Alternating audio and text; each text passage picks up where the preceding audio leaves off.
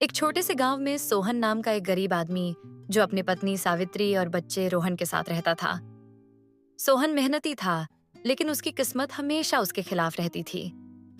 वह दिन रात मेहनत करता, फिर भी उसे अपनी रोजी रोटी के लिए संघर्ष करना पड़ता था।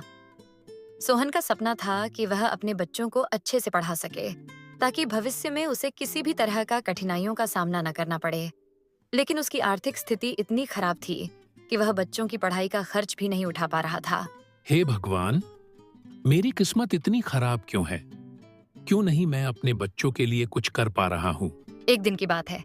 सोहन खेत में काम करने के लिए घर से निकला, तभी रास्ते में अचानक उसके पास एक सांप आ गया।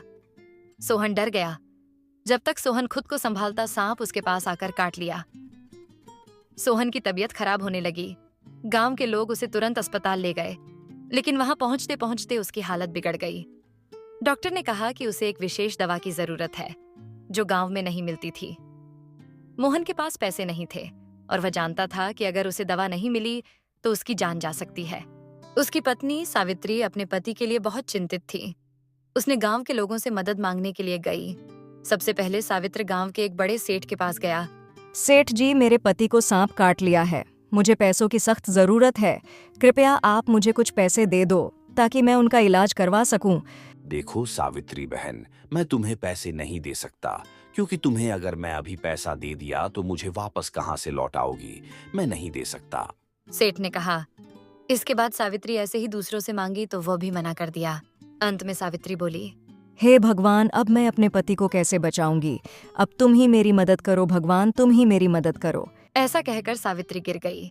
मंदिर के सामने तभी एक युवक आया और बोला, क्या बात है बहन, क्यों रो रही हो?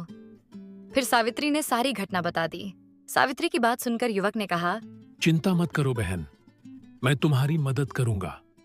तुम्हारा पति जरूर ठीक हो जाएगा। इसके बाद युवक ने सावित्री की मदद की। सावित्री का पति सोहन जल्द ही ठीक हो गया।